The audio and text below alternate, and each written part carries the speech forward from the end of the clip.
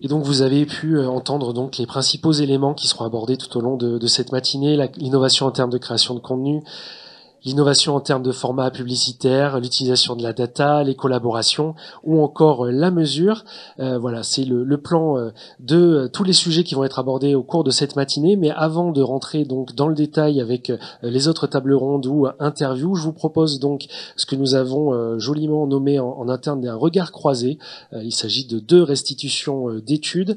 Il y aura Anatomie d'un streamer avec Antoine Chotard, country lead de Samsung TV+, mais avant lui, RTL TV Kifaxt 2024 qui sera présenté par Aurélie Brunet de Coursou, directrice marketing de RTL Ad Alliance, que l'on peut applaudir.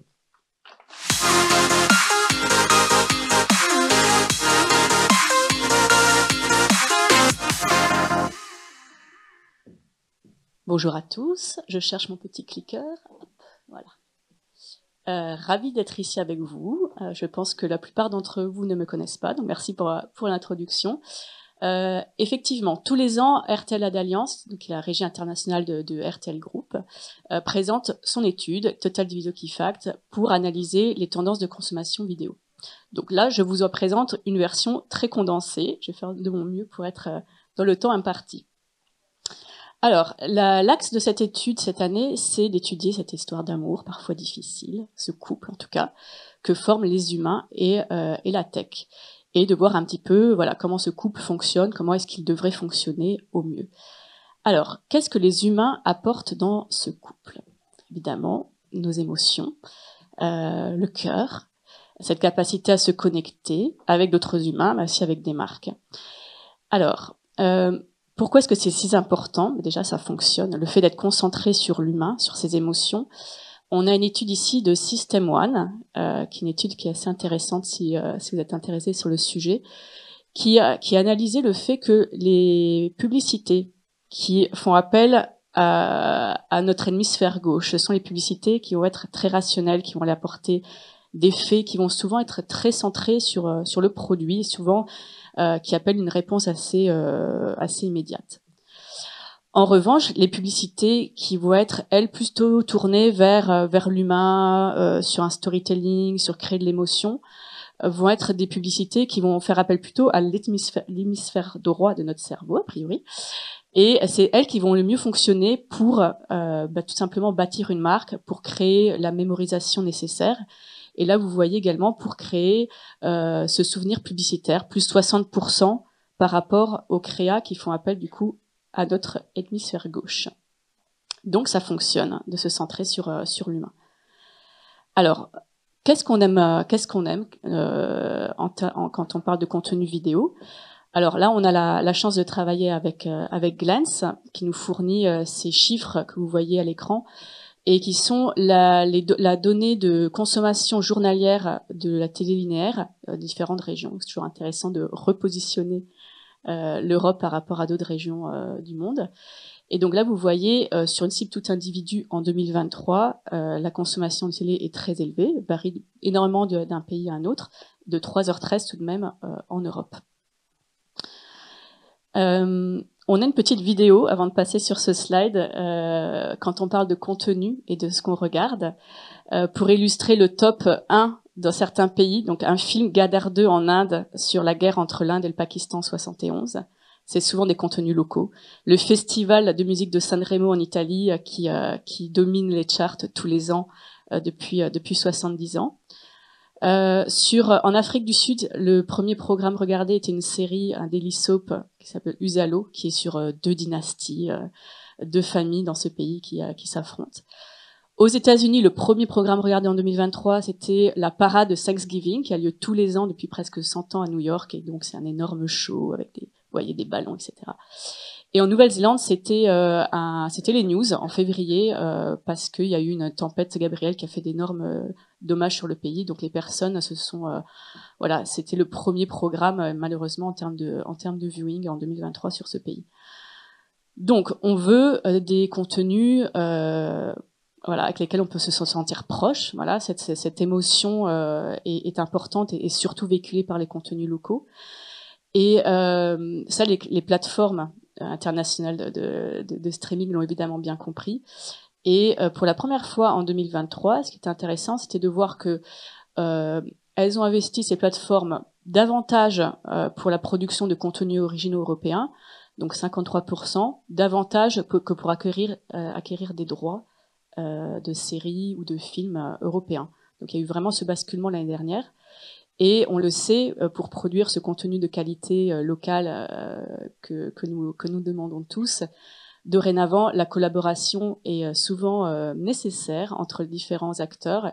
Donc là, on rapporte juste un exemple parmi tant d'autres entre la BBC en Angleterre et Disney pour la dernière saison de Doctor Who. Et donc voilà, ils ont collaboré. Donc évidemment, au UK, on regarde Doctor Who sur la BBC. Et on peut regarder dans 150 pays cette série sur Disney+.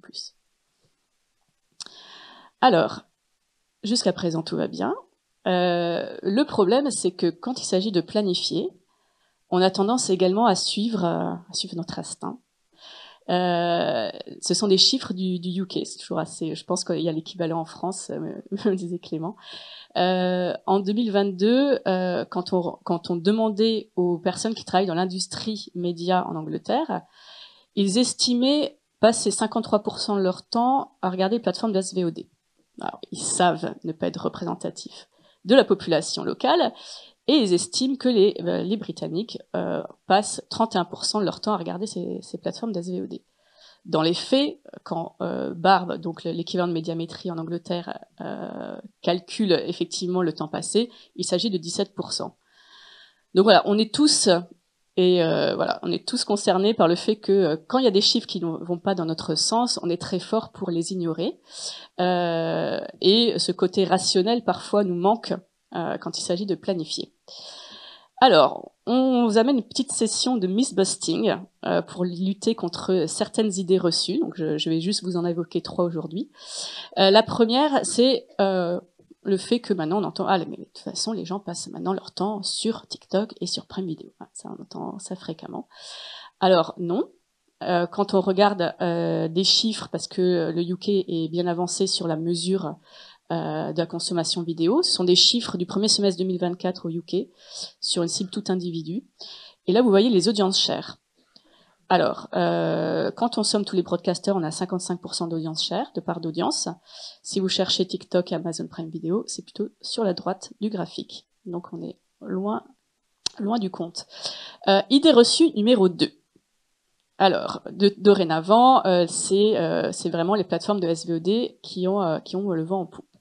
Alors là aussi, c'est intéressant de voir que quand on regarde sur un marché mature tel que le UK, la pénétration de ces plateformes de SVOD auprès, en l'occurrence, des foyers britanniques, ces plateformes ont atteint un plateau depuis finalement assez longtemps, depuis 3 ans, comme vous voyez sur les chiffres, par exemple d'Amazon Prime Video, qui est assez stable depuis 2021. Et dernière idée reçue, les contenus originaux des plateformes de SVOD sont vraiment les contenus les plus plébiscités. Là, c'est aussi assez intéressant de voir sur cette étude qui couvre plusieurs marchés internationaux sur les principales plateformes de streaming. Quand on regarde le temps passé, on regarde le top 10 des programmes en termes de temps passé, on voit qu'il y en a une seule, c'est Bridgerton, qui est un contenu original sur Netflix. Tout le reste, ce sont on retrouve du Grey's Anatomy, du Suits, etc. Donc on est sur des contenus qui sont présents ou qui ont été présents sur les plateformes des broadcasters. Donc voilà, tout ce manque, on va dire, parfois de rationalité quand il s'agit de planifier, l'impact concret que ça a, c'est qu'on se retrouve avec des plans qui sont pas forcément optimisés pour le meilleur ROI. C'est une étude qui porte sur 141 marques en Angleterre sur 2021-2023, notamment grâce aux agences du groupe M. Alors, c'est pas représentatif de tout le marché anglais, évidemment, parce que pour faire ces études, derrière, c'est des marques qui ont un modèle qui peuvent se permettre d'activer un marketing mix modeling. En tout cas, sur ce périmètre, actuellement, ces marques investissaient 35% de leur investissement sur la télé linéaire. Et l'analyse qui a été faite, c'était que pour un retour optimal sur investissement, ce chiffre devrait monter à 52. Donc voilà, on se rend compte des limites de l'être humain quand il s'agit de planifier. Donc on a vraiment besoin dans notre couple de l'apport de la tech. Alors, la tech, et j'irai plus vite sur cette partie-là, nous apporte énormément sur tout le processus dans l'industrie média, à commencer par la création, puisqu'elle nous permet de sortir un peu de nos carcans, de nos idées reçues et de nous permettre ce qu'on appelle le divergent thinking, jusque comment, une fois que ce contenu est créé, comment est-ce qu'on le rend plus facilement disponible, comment est-ce qu'on aide finalement les téléspectateurs à trouver plus facilement ce contenu. Derrière tout ça, c'est de la tech, c'est de l'intelligence artificielle. Et également, on fait appel à des modèles statistiques, ça peut être également l'eye tracking, etc., pour pouvoir identifier le meilleur environnement pour une marque, le meilleur plateforme, le meilleur type de contenu. Aujourd'hui, je voulais juste vous rapporter un exemple. Je ne sais pas si vous en avez entendu parler, qui vient du marché allemand. Le groupe RTL et son principal concurrent, ProSiebenSat.1, donc c'était vraiment les deux plus gros broadcasters sur le marché allemand, ont annoncé il y a quelques mois une alliance tech. Alors pas une alliance commerciale, mais vraiment ils unissent leurs forces et leur plateforme tech pour pouvoir, on l'espère le plus tôt possible, proposer une solution qui est assez révolutionnaire et qui est demandée par tous les acteurs du marché, et c'est-à-dire de pouvoir faire en temps réel une planification, de pouvoir identifier où est l'audience, où sont par exemple je sais pas, les femmes 14-29 à un moment T, est-ce qu'elles sont sur le linéaire, est-ce qu'elles sont plutôt sur les plateformes de digital, et de pouvoir, grâce aux téléconnectés, faire cette planification en temps réel. Et également, peu importe finalement où se trouve cette audience, si c'est sur le digital ou sur la télé linéaire. Donc ça, à suivre avec beaucoup d'attention. On a hâte de pouvoir vous apporter des développements dans les prochains mois. Donc la technologie, on le sait, il y aurait 1000 exemples à apporter, aide effectivement énormément les humains. On sait également, c'est pas propre juste aux dérives que peut engendrer l'intelligence artificielle, mais la technologie, il faut la garder sous contrôle. Juste pour prendre un exemple, celle de la fraude, sur cette étude globale qui estime que 22% des investissements digitaux sont perdus en 2023 à cause de la fraude. Donc les dérives, et en tout cas le fait de garder le contrôle humain est clé, a toujours été là, c'est rien de nouveau. Ça peut-être que ça se complexifie. Et toutes les plateformes ne sont pas concernées de la même mesure, puisque les Américains, les spécialistes américains du digital estiment que c'est surtout pour 60% les plateformes de réseaux sociaux qui sont concernées par cette fraude. Donc, les humains apportent énormément, la tech également. Donc voilà, le couple est en place, mais chacun avec ses atouts et ses limites. Maintenant, comment est-ce qu'on peut faire fonctionner ce couple sur le long terme? Alors, là, on a des petits conseils de coaching de ChatGPT sur comment faire fonctionner un couple. Conseil numéro 1, avoir un espace pour discuter à cœur ouvert. Alors, ce qui est très important, et parfois quand on n'est pas très à l'aise avec les maths ou avec les chiffres, on a tendance à s'abriter derrière le chiffre, c'est le chiffre. Le rôle de l'humain est toujours de questionner d'où vient ce chiffre. Est-ce que c'est un chiffre qui a été accrédité? Quelle est la méthodologie derrière de cette étude? À quel besoin répond-il? À quel objectif? Est-ce que j'en ai vraiment besoin? Donc toujours questionner l'input, toujours évidemment questionner l'output. Donc ça, c'est vraiment clé pour que ce couple fonctionne, c'est que l'humain prenne sa responsabilité au début et à la fin du processus. Même sur un modèle donc de marketing mix modeling dont on parle tant, c'est pas on clique sur un bouton et c'est la data qui sort. C'est si la data n'est pas clean, s'il y a de la data qui manque, le modèle ne sert à rien. Un marketing mix modeling n'est pas la capacité de vous proposer des nouvelles options. Il ne connaît pas les nouveautés, d'accord? Donc on ne peut pas s'abriter et compter uniquement sur la data. Donc une discussion constante est importante dans le couple, et également d'avoir très clair les buts communs qu'on doit partager. Et là, c'est la vigilance de l'humain sur ces trois parties, qui sont le fait que s'assurer que l'utilisation qu'on fait de la technologie est bien, ça peut sembler bête, mais low compliant, pardon, j'ai le terme qui vient en anglais, qu'elle répond bien aux considérations éthiques et sociétales, et également faire très attention au volet sustainable.